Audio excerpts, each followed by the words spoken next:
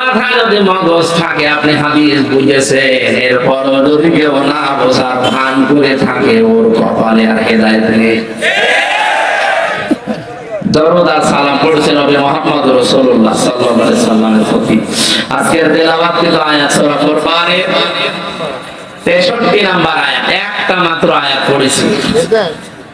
আমাকে আল্লাহ যতটুকু যা দিয়েছে কোরআন সম্পর্কে এই আয়াত থেকে শেষ পর্যন্ত প্রায় 12টা গুণ অর্জন করা লাগবে কেউ যদি রহমানের বান্দা বলে দাবি করে। কয়টা? ফাদখুলি ফি ইবাদি ওয়াদখুলি জান্নাতি। আল্লাহ পাক বলেন প্রবেশ করো আমার বান্দাদের ভেতরে, আর আমার বান্দা যারা হয়ে যাবে তাদেরকে দিয়ে আমি জান্নাত পরিপূর্ণ করব। সুতরাং আমার জান্নাতে যেতে হলে বান্দা হওয়া লাগবে কার? আরো জোরে বলেন।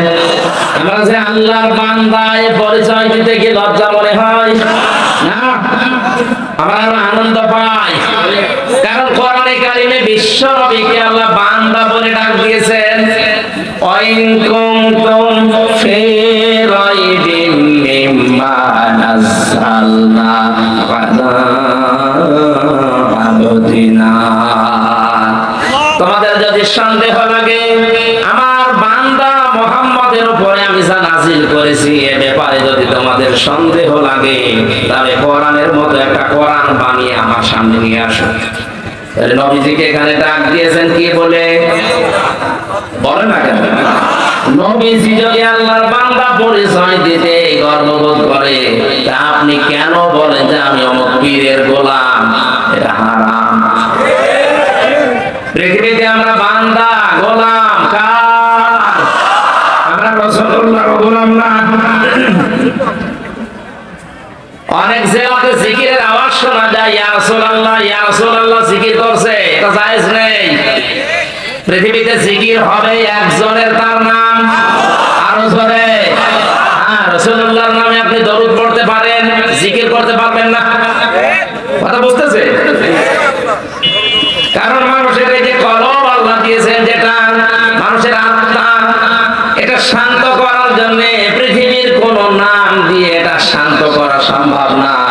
কোরআনে কারীম জানিয়েছে আলা ফি যিকিরিল্লাহি তামাইন্নুল কুলুব। মানুষ যদি নিজের জীবনকে শান্ত করতে চায় আমি আল্লাহর নাম জপতে বলো। তাহলে পৃথিবীতে আল্লাহর নাম ছাড়া কারো নামে জিকির নেই। আরো জোরে বলেন। আমরা যে আল্লাহর বান্দা দাবি করছি, মনে করছি, এটাতে আমাদের কোনো অপমান নেই, আমরা আরো খুশি। আমরা বান্দা কার? রাসূলুল্লাহর। বলেন বলেন। রাসূলুল্লাহর বান্দা দাবি করা যেখানে জায়েজ নেই সেখানে পীরের গোলাম দাবি করা জায়েজ হয় কি করে? সুতরাং এরকম ভুল পথে যারা আছেন ফিরে আসবেন। পৃথিবীতে আমরা একজনের বান্দা, গোলাম, দাস, সার্ভেন্ট যাই বলেন, তিনি আমাদের মালিক আল্লাহ। জবান খুলে বলেন কে? আল্লাহ বলেন আমার বান্দা যারা দাবি করবে তাদের ভেতরে 12টা গুণ পাওয়া যাবে, নারী হোক আর পুরুষ হোক। ওয়াইবাদুর রহমানিল লাযীনা ইয়ামশুনা আলাল আরদি হাওলা। আমি রহমানের বান্দারা যখন জমিনে চলাফেরা করবে তখন এরা অহংকার নিয়ে, ডাক নিয়ে চলবে না, এরা নম্র হয়ে ভদ্র হয়ে চলবে। আয়াতের ব্যাখ্যায় আমি একটা হাদিস পেয়েছি, ভালো করে শুনুন। আমার বয়স এখন 33 বছর। নবীজি বলেন তোমার জীবনের পেছনের ইবাদত বন্দেগী কবুল হচ্ছে কিনা বা হয়েছে কিনা যদি দেখতে চাও তাহলে নিজের জীবনের দিকে তাকিয়ে এইটা লক্ষ্য করবা যে তোমার মানুষের সাথে আচরণ কেমন। মানুষের সাথে মুআমালাত, মুআশারাত, আচরণ যদি ভালো হয়, পশুর মতো না হয়, মানুষের মতো হয়, তাহলে বুঝবা যে তোমার ইবাদত পেছনেরটা কবুল হয়েছে। আমাদের অতিথি সাহেবের একটা কথা আমার কোরআনে কারিমের সাথে মিলেছে, কানে এসে লেগেছে। আমরা অনেকেই মনে করতাম আদম আলাইহিস সালামকে আল্লাহ বানিয়ে ফেরেশতাদেরকে বলেছিলেন সেজদা দাও। এই কথা আমরা জানি না। কেন সেজদা দেওয়ার জন্য বলেছিলেন? আমরা তাফসীর অনেক জায়গায় অনেক ভাবে শুনেছি যে এই কারণে ফেরেশতাদেরকে বিভিন্ন জিনিসের নাম দেখিয়ে বলেছিলেন এগুলোর নাম বলো, ফেরেশতারা বলতে পারে নাই, আদম নবী বলে দিয়েছে এই জন্য তার সেজদা দেওয়ার জন্য না। কথা এতটুকু না, আসল কথাটা এর ভেতরে নেই। এখন আধুনিক তাফসীর পড়লে আপনি পাবেন। এখন যদি বলেন তাহলে 1200 বছর 1300 বছর আগের যে তাফসীর এগুলো ভুল না, যোগের জ্ঞানের আলোকে বাস্তবতার নিরিখে আপনাকে মেলানো লাগবে। 1500 বছর আগে কেউ কল্পনা করেছে যে কম্পিউটার আবিষ্কার হবে? এখন বলেন না কেন? ভিডিও ক্যামেরায় যে চলছে, একটা জিনিস অতীত হয়ে যাওয়ার পরে ওটা আবার হুবহু ভাবে দেখানো যায়। এই ক্যামেরা আবিষ্কার হওয়ার আগে কারো মাথায় কল্পনা ছিল? কোরআনে কারিমে আল্লাহ জানিয়েছেন ফামাইয়ামাল মিসকালা যাররাতিন খায়রান ইয়ারা। দুনিয়াতে কেউ যদি যাররা পরিমাণে ভালো খারাপ কাজ করে কিয়ামতে তাকে ওইটা দেওয়া হবে। ঠিক আছে? না না ঠিক না। এখানে কিন্তু আপনি আগে তাফসীর দেখেন 1200 বছর আগে 1000 বছর আগে তাফসীরে লেখা আছে দেওয়া হবে। কারণ ওই সময় তো ভিডিও ছিল না, ক্যামেরা ছিল না। ওনাকে যতই আপনি 1000 বছর আগে বোঝাতেন এটা কিন্তু তোমাদের দেখানো হবে, আপনাকে পাগল বলতো। তো কি বলেন আপনি, একটা জিনিস অতীত হয়ে যাওয়ার পর আবার দেখানো যায় কি করে? কিন্তু এখন যদি বলা হয় দুধের বাচ্চাও বুঝবে। বঙ্গবন্ধু সেই 71 সালে কি ভাষণ দিয়েছে, ওটা হাত নাড়িয়েছে কি করে এখন দেখা যাচ্ছে। এখন বলেন এটা 53 বছর আগের জিনিস যদি এখন দেখানো যায়, আমি মারা গেলে আমার এই 50 বছরের রেকর্ড আল্লাহ দেখাতে পারবে না, উনি এত দুর্বল। এজন্য এখন তাফসীর করা লাগবে। এরা মানে দেওয়া হবে না, এরা মানে দেখানো হবে। আপনি কাকে কোন জায়গায় কোন অবস্থায় থাপ্পড় দিয়েছেন অন্যায় ভাবে, কিয়ামতে আপনি ভিডিও ক্লিপ আকারে দেখতে পাবেন যে এই যে ক্ষমতার অপব্যবহার করে থাপ্পড়, গোপন ষড়যন্ত্র করে কাকে কোন রাতে ধরিয়ে দিয়েছেন কেউ জানে না, কোনদিন দেখতে পাবেন। এটা কি 100 ভাগ বিশ্বাস করেন? বলেন, এটা 100 ভাগ বিশ্বাস যদি মানুষের ভেতরে থাকে, কোন কারণে নামাজ পড়ে রোজা রাখে এরপরও বিনা কারণে মিথ্যা মামলা দিয়ে মানুষকে আটকে রাখে। জেলখানায় 3টা বছরের ভেতরে থেকে আমি যেটা বুঝেছি ওখানে 1 লাখের উপরে আসামি আছে সারা দেশে। আমার মনে হয় মিথ্যা মামলাগুলো বাতিল হয়ে গেলে 10,000 মানুষ জেলে থাকবে। আন্দাজে এক কেস দিয়ে রেখে দিয়েছি, বছরের পর বছর কিছু জানেই না।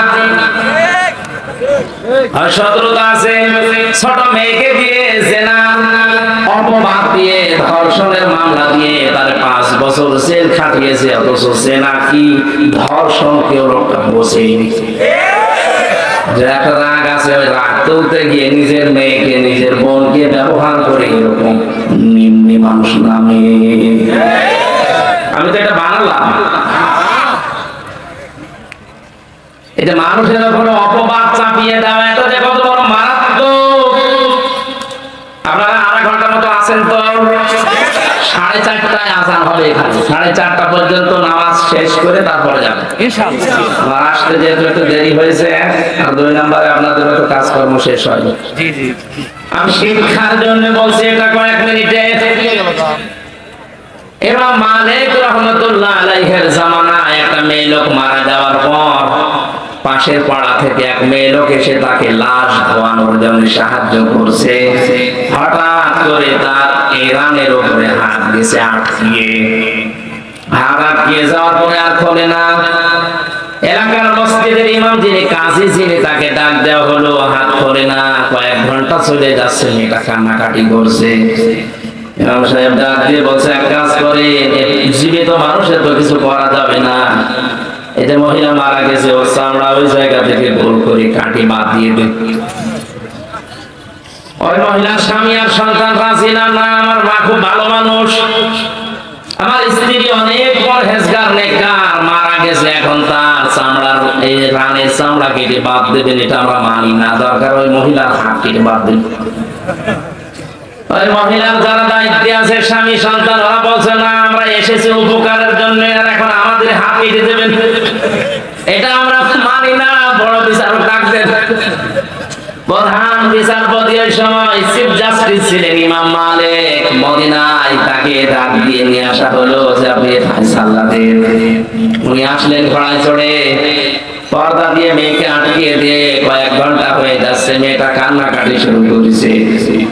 ইমাম মালিক ডাক দিয়ে বলে, আল্লাহর বান্দি সত্যি করে বলো কি কি করেছো। মেয়েটা সেই শুরু থেকে শেষ পর্যন্ত বললেন। ইমাম মালিক বলে, না এর ভেতরে কোনো রহস্য লুকিয়ে আছে, কিছু কথা তুমি বাদ দিয়েছো। উনি মনে করছে ইমাম মালিক সব জেনেছে। না, আমি কিছুই জানি না, আমি কোরআনের সাথে হাদিসের সাথে যে রাডার আমার হাতে আছে মিলিয়ে দেখলাম এটা মিলছে না। তোমার হাত তো এমনিতে আটকিয়ে যাওয়ার কথা না, সত্যি করে বলো কি হয়েছে। মেয়েটাকে ধমক দেওয়ার পরে এবার বলছে, ইমাম আমি মেয়েটাকে যখন লাল দেওয়ার জন্য পোশাক পায়খানা পরিষ্কার করে লজ্জাস্থানের কাপড় তুলে রানের উপরে হাত দিয়েছি, এই সময় একটা খারাপ ধারণা ওর উপরে আমি নিক্ষেপ করেছিলাম ওর চরিত্রে। মারা যাওয়ার কিছুদিন আগে মেয়েটার বাড়ির সামনে গিয়ে একটা পুরুষের হাত ধরে বাড়ির ভেতরে যাচ্ছিল, আমি একটা খারাপ ধারণা করেছিলাম লাশ ধোয়ানোর সময়। পরবর্তীতে জানতে পারি যে ওটা না, ওটা আসলে তার পরপুরুষ ছিল না, ওটা তার ভাইয়ের আপন ভাইয়ের ছেলে। যে 14 জন পুরুষের সাথে দেখা করা যায় যাচ্ছে তার ভেতরে আপন ভাইয়ের ছেলে আছে। কথা বুঝতেছে? যেহেতু এর সাথে বিয়ে হারাম, এর নিজের ভাইয়ের ছেলে বোনের ছেলে নিজের হাত ধরে নিয়ে যেতেই পারে, কোনো অসুবিধা নেই, কারণ এর সাথে বিয়ে করা কি ধারণাটা আমি নিক্ষেপ করেছিলাম তার চরিত্রে। আমি যে ধারণা করতে করতে আমার হাত দেখে আমার ওই কথা যখন আবার স্মরণ হয়েছে, আমার হাত গেছে আটকিয়ে। ইমাম মালিক বললেন, এইটাই তো আসল বিষয়। অমাই ইয়াকিসিবে খাতিয়াতান আও ইসমান সুম্মা ইয়ারমি বিহি বারিয়ান ফাকাদ ইহতামালা বুহতানা ওয়া ইসমান মুবিনা। সূরা নিসা 5 নম্বর পারা 15 নম্বর পৃষ্ঠার 12 নম্বর লাইনের 112 নম্বর আয়াতটা আল্লাহ পাক বলেন, দুনিয়ায় এমন অনেক মানুষ আছে নিজে অন্যায় করে, নিজে পাপ করে, আর এই পাপটা যখন হয়ে যায় তখন একটা নিরপরাধ মানুষের উপরে চাপিয়ে নিজে মানুষ আছে। এজন্য প্রকাশ্য পাপের বোঝা মাথায় নিয়ে ঘুরছে, হয়তো কেউ দেখতে পারে না, কিন্তু ফেরেশতারা দেখে লজ্জা পায়। ইমাম মালিক, ইমাম আবু হানিফা রাহমাতুল্লাহ আলাইহি মানুষের চেহারার ভেতরে গোসলের পানির ভেতরে পা ভেসে গেলে দেখতে পেতেন। বাড়ির পাশ দিয়ে হেঁটে যাওয়ার সময় গোসলের পানি আসছিল নিচ দিয়ে। ইমাম মালিক দরজায়, ইমাম আবু হানিফা দরজায় নাচ করলেন, টাচ করার পরে ভেতর থেকে একজন বেরিয়ে এসেছে, ডাক দিয়ে বলে, আল্লাহর বান্দা কি করেছো? বলে, কি করবো?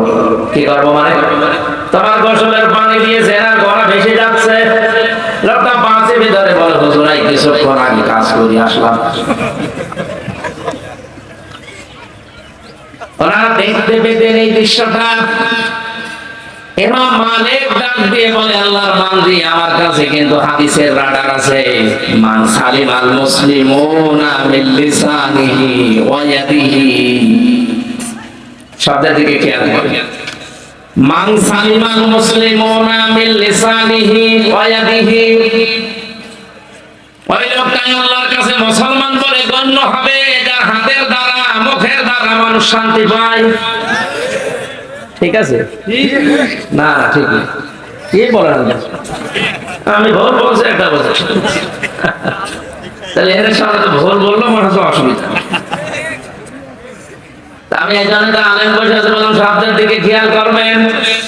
মান সালিমাল মুসলিমুনা মিন লিসানিহি ওয়া ইয়াদিহি, মুসলমান ওইটা যার হাতের দ্বারা মুখের দ্বারা মানুষ শান্তি পায়। শব্দ নেই, মুসলমান শান্তি পায়। আপনি হিসাব করে বলেন তো, আপনার হাতের দ্বারা, হাত মানে এই হাত না, ক্ষমতার হাত, পাওয়ারের হাত, আইনের হাত, টাকা পয়সার হাত, প্রভাব প্রতিপত্তির হাত, দলীয় হাত। হাতে এখানে এজনের 99টা অর্থ আছে। আমার এই সমস্ত হাত আমার মুখের দ্বারা আসলে মুসলমানেরা কি শান্তিতে আছে? আরো আতঙ্কে থাকে, না জানি কখন ধরে নিয়ে যায়। আপনি কি করে মুসলমান আছেন বলেন তো? আপনি নিজে মনে মনে করেন মুসলমান নেই মানে আমি গরুর গোশত খাই, মানে আগা কাটা আছে। আগা কাটা থাকলে যদি মানুষ মুসলমান হয়, ছাগল কি ছাগল মুসলমান না?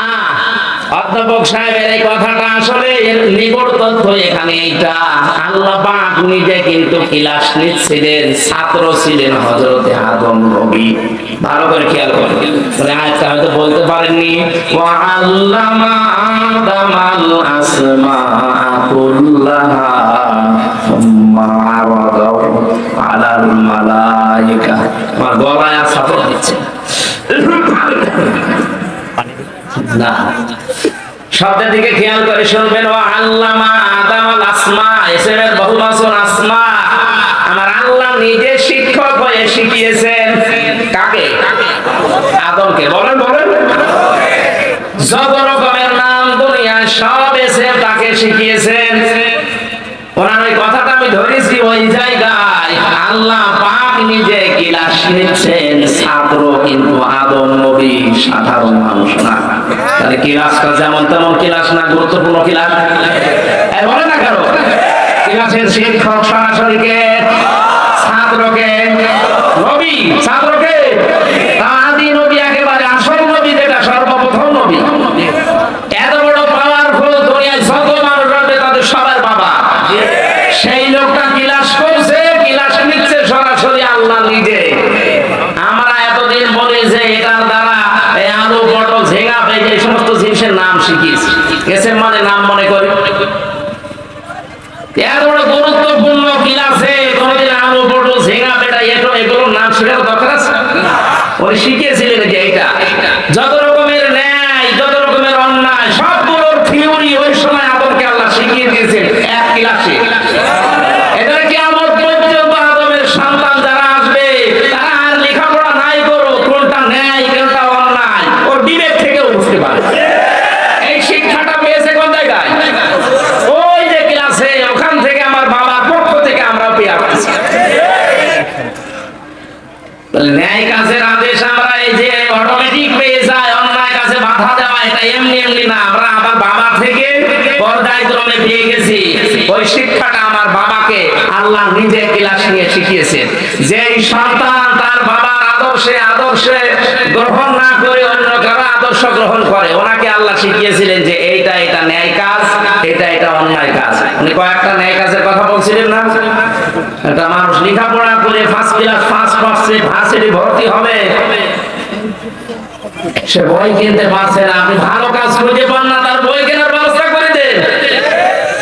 অনার্স মাস্টার্স করে বসে আছে, কর্মজীবনে একটা কর্মসংস্থান তৈরি করে দেন। এর চাইতে ভালো কাজ দুনিয়ায় আর নেই। প্রধানমন্ত্রী শেখ হাসিনার জীবনের কিছু যদি কবল না হয়, আমার ধারণা অনুযায়ী একটি খামার, একটি বাড়ি, এই প্রকল্পটা কবল হবে। কারণ এর দ্বারা লক্ষ লক্ষ মানুষের মাথা খোঁজা ঠাই হয়েছে আর একটা কর্মজীবন তৈরি হয়েছে। এটা কোরআনে কারিমের সূরা মুদাসসিরের 43, 44, 45 নম্বর আয়াতের ব্যাখ্যা। উনি হয়তো কোরআন পড়ে বা যারা আলেম ওলামা আছে তারা পড়িয়েছে, বুঝিয়েছে, এই কারণে এই প্রকল্প চালু করেছিল। যদি অনেকে দুর্নীতি করেছে ভেতরে, রডের বদলে বাঁশ দিল করবে, কিন্তু প্রকল্প তো চালু করেছিল। এটার দ্বারা লক্ষ লক্ষ মানুষ একটা মাথা গোজার মতো ঘর পেয়েছে। আর খামার মানে একটা কর্মজীবনের হালাল রুজি উপার্জন করার মতো একটা জায়গা পেয়েছে। আল্লাহ যেন তার এই কাজটা কবুল করে, তার জীবনের অপরাধ মাফ করে দেয়। আর ভালো কাজ যেগুলো করে, যে 560টা 64টা মসজিদ বানিয়েছে, কেন উনি মন্দির বানাতে পারতো না? তাহলে মানুষ সেজদা দিত না শিরক করতো? অন্তত আর যাই হোক এই মসজিদ গুলোতে 5 বার হলেও তো আল্লাহু আকবারে ধ্বনিত উচ্চারণ হবে। বলেন, ভালো কাজ যাই করুক না কেন, বিশেষ করে বাংলাদেশের এই বঙ্গবন্ধু টানেলটা আর এই পদ্মা সেতুটা আর কিচ্ছু না করুক, কিছু মানুষ সমালোচনা করতে লাগলে এগুলো ঋণ করে করা, ধার করে, আর একটু ধার করে কর। রাস্তাঘাটের অবস্থা একেবারে খারাপ না, অনেক ভালো হয়েছে। কাজ যা চলছে যদি সঠিকভাবে এগুলো বন্টন সুষ্ঠুভাবে হয়, এ দেশও দেখার মতো হয়ে যাবে ইনশাআল্লাহ। মালিক কাটিংটা একটু কমানো লাগবে, এইটা তো ঝামেলায় আছে। চরিত্র যা কিছু দিলে আগে খেতে। আমার দাদা চেয়ারম্যান, আওয়ামী লীগের চেয়ারম্যান, 21 বছর কয়েকদিন আগে মারা গেছে, আল্লাহ যেন তাকে মাফ করে দেয়। উনি মাঝে মাঝে বলতে যে বাজেট হয় রাস্তায় যদি সঠিকভাবে ওই জিব্রাইল মিকাইলকে দেওয়া না লাগে, তো এই দেশে অন্তত 1 ইঞ্চি রাস্তা কাঁচা থাকার কথা। অথচ আমার কোন দিক থেকে নিয়ে আসবে আমি জানি না। গাড়ির অবস্থা দেখছি, সাদা গাড়ি মনে হচ্ছে যে সাদা আরো সাদা, কোন জায়গা থেকে কের ভেতরে নিয়ে আসবে। এই রাস্তা তো কাঁচা থাকার কথা না। এলাকায় যারা দায়িত্বে আছেন আশা করছি অন্তত জিব্রাইল মিকাইলকে না দিয়ে রাস্তাটা করে। অনেকে রাস্তার টাকা মানি কাটিং করে মসজিদের টাইলস লাগিয়ে দেয়, এটা পাগল ছাড়া কিন্তু। আরে ভাই, একটা মসজিদ বানিয়ে দিলে কয়জন নামাজ পড়ে? নাই 500 জন। আর একটা রাস্তা বানিয়ে দিলে লক্ষ লক্ষ মানুষ চলাফেরা করে। ইসলাম কি আমরা ওইটা জানি? আমরা আদমের যে শিক্ষাটা, আমাদের যে আদি পিতা যে আল্লাহর কাছ থেকে ক্লাসে শিক্ষা পেয়েছিলেন, ওই শিক্ষাগুলো আমরা নিতে পারি না। আল্লাহ আমাদের যেন হেফাজত করেন, বলেন আমিন। ইমাম মালিক রাহমাতুল্লাহ আলাইহি বলেছেন, আল্লাহর বান্দি তোমার মুখ দিয়ে একটা বিষাক্ত, এটাই এই নিরপরাধ, এমনকি নিষ্পাপ, এই অজ্ঞ, এই মেয়েটা কিছুই জানে না ওই সম্পর্কে, জেনার একটা তহমত নিক্ষেপ করেছ তীরের মতো। এই জন্য আল্লাহ তোমার হাতটা দুনিয়া আটকে শাস্তি দিয়েছে। এবার তোমার শাস্তির ব্যবস্থা আমি করব। ওয়াল্লাযীনা ইয়ারমুনাল মুহসানাতি সুম্মা লাম ইয়াতু বিআরবা'াতি শুহাদা ফাজলিদুহুম সামানিনা জালদা ওয়ালা তাকবালু লাহুম শাহাদাতান আবাদা। এবার বলছো আর যারা একে অন্যের দোষ দেন, ইমাম মালিক মেয়েটাকে ডাক দিয়ে বলেছে, আল্লাহর বান্দে বিচার তো করা লাগবে আমার নিজের রায় না, কোরআনের রায়। কোন মুহসিনা নারীর প্রতি কোন নিরপরাধ অজ্ঞ ও বিষয়ে জানে না এরকম মেয়ে লোকের প্রতি যদি কেউ তহমত দেয় জিনার ব্যভিচারের উল্টা পাল্টা, এটা যদি 4 জন সাক্ষী দিয়ে প্রমাণ করতে না পারে, 2টা শাস্তি তার দেওয়া লাগবে। 1 নম্বরে তাকে চামড়ার চাবুক দিয়ে 80টা বেত মারা লাগবে। 2 নম্বরে মরণের আগ পর্যন্ত তার সাক্ষী আর গ্রহণ করা হবে না। কত বড় শাস্তি লক্ষ্য করেন তো। যতদিন বেঁচে থাকবেন আপনার সাক্ষী আর ওই দেশে চলবে না। প্রথম নম্বরে আপনাকে 80টা বেত মারা লাগবে চামড়ার চাবুক দিয়ে। যেহেতু কোরআনে আল্লাহ রায় দিয়েছেন জাল্লাদ নিয়ে আসো, 79টা হয়ে গেছে আর একটা মাত্র বাকি আছে, কিন্তু হাত খোলে না। জাল্লাদ বজর কি রায় দিলেন, আর একটা মাত্র বাকি আছে। এখন যদি হাত না ছড়ে তাহলে তা আপনাকে ধরে মাস ফুটাবে। ইমাম মালিক কোরআনের প্রতি এমন অগাধ বিশ্বাস ছিল তার, তিনি তেলাওয়াত করলেন জনগণের সামনে, ওয়াতাম্মাত কালিমাতু রাব্বিকা সিদকাও ওয়া আদালা লা মুবাদদিলা লিকালিমাতিহি ওয়া হুয়াস সামিউল আলিম। সূরা নাম 8 নম্বর পারা, প্রথম নম্বর পৃষ্ঠা 10 নম্বর লাইনের 115 নম্বর আয়াত। এটা তাফসীরে হাক্কানিতে আছে। এটা আল্লাহ পাক বলেন, হে নবী আমার কালামের প্রতিটি কথা কিন্তু সত্য। কোরআনে যত কথা আমি আল্লাহ দিয়েছি সব কথা কি 1 নম্বরের গুণ এটা। 2 নম্বরে আমার কোরআনে কোনো আঁকা বাঁকা বেকাতা কথা নেই, যা আছে ইনসাফপূর্ণ কথা, ন্যায় বিচার দিয়ে পরিপূর্ণ। 3 নম্বরে কিয়ামত পর্যন্ত আমার এই কালাম পরিবর্তন করা উল্টা পাল্টা লাগবে না। কিয়ামত পর্যন্ত আমি যা দিয়েছি ওইটাই থাকবে। বলেন সুবহানাল্লাহ। ইমাম মালিক বলে, আল্লাহ কালেমা পরিপূর্ণ সত্য দিয়ে, ইনসাফ দিয়ে, ন্যায় বিচার দিয়ে। আমি তো ন্যায় বিচারই করেছিলাম, এত কোনো পরিবর্তন নেই যে 80টা হচ্ছে না আরো 80টা মারো হবে না, কারণ যেটা আল্লাহ দিয়েছেন ওইটাই। বারবার এটা করছেন, তা আপনি কোথায় ছিলেন এতক্ষণ? হ্যাঁ, আমার তুলেছেন কয়টা? এতক্ষণ বারবার দিয়েছেন 2টা কাগজ, আমি তো দেখতে পাচ্ছি, কি করবো? তাহলে আলোচনা বন্ধ করে দিই। আমি কালেকশন করতে পারি না, ওটা দাওয়াত নিয়ে আমি জেল থেকে বের হওয়ার পর দিন গেছে, বললাম না যে এটা পারি না আমি। আপনারা আগে থেকে তুলে নেবেন এগুলো। তাহলে আয়াত শেষ করার দরকার নেই, খালি এগুলোই করি। ওনাদের টাকা দরকার, টাকা কিনতে হবে, পড়াশোনা দরকার নেই। না হবে না, আগে টাকা দেন। ওনারা যারা যাচ্ছে আগে টাকা দিয়ে দিন। এটা মানা করে ওইটা আগে দেয়। মানা করে দিলাম যে এসব আমি পারি না। যারা পারে এর কালেকশনের কিছু বক্তা থাকে আলাদা, এগুলো হাওয়া দেওয়া লাগে, এমনি মানুষের পকেট থেকে টাকা বের হয়। হাওয়া দিতে আমি পারি না, কারণ ওই ট্রেনিং আমার নেই। আমি বড় হয়েছি ওই রকম পরিবেশ, চার আনা যে কাউকে নেবো এরকম পরিবেশ তো ছিল না। চেয়ারম্যানে টাকা বুঝতেছেন না, এখন আমার ওই অভ্যাস নেই। এই জন্য মৌলানা হুসাইনকে সাথে রাখি, ওর ওই গলা আর জোতার তলার সময় ও উল্টা পাল্টা বলে মানুষের মন খান্দিয়ে খাটিয়ে নরম করে টাকা পয়সা করি। ওর ঘরে ভালো হয়েছে, আমি এবার পারি না। আপনারা দিলে দেন, না দিলে আমি কিছু আমি পারি না, তো জোর করে দেবে। যারা যাচ্ছে ওনাদের কাছে মাদ্রাসার মাহফিল মসজিদে মাদ্রাসার মাহফিল জোর করছে, আসলে 2বার কাগজ দিয়েছে মাওলানা, আসলে কিছু মনে করেন না। আমি পারি না, যখন বারবার দিচ্ছে তখন আমি না এইভাবে করলে ওরা শুনবে না, শেষে উল্টা পাল্টা ধারণা করবে, বাইরে যে আবার গেমও করবে যে বুঝলাম না। 5 মিনিট সময় দিচ্ছে, আগে যান। এই জানতো সমর্থন একেবারে সর্বশ্রেষ্ঠ দেবে। 10 টাকা পারলে 5 টাকা দিয়ে না ভাই, যারা যাচ্ছে একটু দিয়ে দেন। আর অতিথি যারা আছে এনাদের একটু দেন, এনাদের কাছে জিজ্ঞাসা করেন। এটা মতোই করা লাগবে ভাই, সর্বোচ্চ 5 মিনিট যান। একজন 20,000 টাকা, একজন 20,000 টাকা পাঠিয়েছে আলামিন ভাই পাঠিয়েছেন 20,000 টাকায় মাদ্রাসার জন্য। আল্লাহ যেন কবুল করেন, আমিন। আরো যদি এরকম কেউ দিতে চান বলেন, আমরা দোয়া করবো। একটু তাড়াতাড়ি করেন, এদের কাছে তাড়াতাড়ি দিন। মা বোনদের যাদের আছে ওনাদের ভেতরে লোকজন থাকলে ওগুলো দিয়ে বাচ্চাদের দিয়ে পাঠিয়ে এইভাবে হয় না, আলোচনাটা নষ্ট হয়ে গেল। ওনারা এত দেরি করে তুললেন। আমি তো এসে এই যে শেরপুর নাকি বলে বগুড়া, ওখানে এসে অনেকক্ষণ বসে আছে। আমি সিরাজগঞ্জ গোল চত্বরে অনেকক্ষণ বসেছিলাম। আপনারা ক্লিয়ারেন্স দেন না, আমি আসতে পারি, কিন্তু ফিরে চলে যাচ্ছিলাম সে বেলকুচিতে। ওই কারণে কালেকশন না বললে আমি আসবো কি করে? আর আমি মানুষের এই বসি না। বিএনপির মতো এত বড় একটা দল শেখ হাসিনার একটা বছর সোজা করতে পারলো না, আর আমি 1 ঘন্টা বক্তব্য দিয়ে সরকার উঠিয়ে ফেলবো, এই ভয় করে মানুষ। এরা পাগল ছাড়া কিছু না। আপনি বোঝেন না, এটা তারেক জিয়ার বাড়ি এখানে। বিএনপির মতো এত বড় দল, জামাতের মতো এত বড় দল 15 বছর কিছুই করতে পারেনি। আমেরিকা লেগেছে, তাও কিছু করতে পারছে। আর আমি বলে 1 ঘন্টা বক্তব্য দিয়ে সরকার করে যাবে, এই ভয় পায় তারা।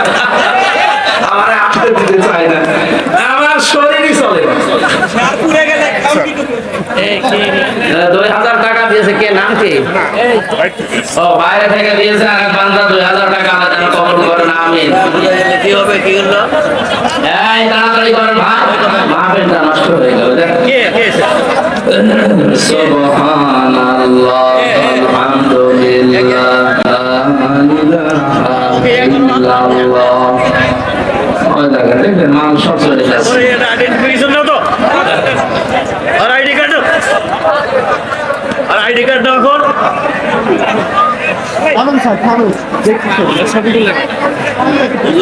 অরিজিনাল কথা, ওই কথা শেয়ার করে গেল কি হচ্ছে? এই ওকে যেতে হবে না কিন্তু। ওকে রাখেন, রাখেন। ও কোথাকার কোন মূর্তি সেটাকে রাখেন ওখানে। কেন বাধা দেওয়া হয় বোঝো না? আপনি পক্ষেন, আমি দেখি। আপনি পক্ষেন, আমি দেখি। ওকে যেতে দেবো না কিন্তু। ربنا آتنا في الدنيا حسنة وفي الآخرة حسنة وقنا عذاب النار وأدخلنا الجنة مع الأبرار يا عزيز يا غفار يا رب العالمين। সারাটা জীবনের অপরাধ মাথায় নিয়ে হাত তুলেছি, আমাদের অপরাধগুলোকে মাফ করে দাও। পাড়ায় কারিম শোনার জন্য তোমার বান্দা বান্দিরা দিনের বেলায় হাজারো কাজ বাদ দিয়ে যারা এভাবে বসে আছে অমরের মতো হেদায়েত দিয়ে দাও। মাহফিলের আয়োজন করতে গিয়ে যারা শ্রম দিল আল্লাহ এদের শ্রম গুলো কবুল করো। যে যেইভাবে কষ্ট স্বীকার করেছে মাহফিলের জন্য আল্লাহ সবাইকে কোরআনের ইজ্জতে হেদায়েত দিয়ে দাও। মাহফিলের প্রধান অতিথি আলহাজ মুজিবুর রহমান মজনু আমাদের মাননীয় এমপি, আল্লাহ যে দায়িত্ব তার কাঁধের উপরে আছে সঠিকভাবে পালন করার তৌফিক দাও। যত অতিথি এখানে এসেছে বিশেষ করে অধ্যাপক আইএম নুরুন নবী তারিক, প্রকৌশলী মোহাম্মদ আসিফ ইকবাল, জনাব আব্দুল হাই খোকন সহ ডাক্তার নজরুল ইসলাম বকুল ভাই সহ যত সম্মানিত মানুষেরা এসেছে দুনিয়া আখিরাত তাদের উজ্জ্বল বানাও। জীবনের ভালো কাজগুলো মঞ্জুর করে নাও, অন্যায়গুলো আল্লাহ নিজ করে ক্ষমা করে দাও। মা বাপ যারা হারিয়ে ফেলেছে আমাদের পিতা মাতাকে কবরে মাফ করো।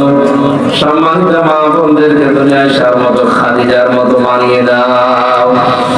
মাহফিলটা করতে গিয়ে অনেক ব্যয়বহুল খরচ যারা করেছে আল্লাহ এদের টাকা পয়সা গুলো জান্নাতের জন্য কবুল করে নাও। আমার শরীরটা সুস্থ রাখো, কণ্ঠটা তুমি আগের অবস্থা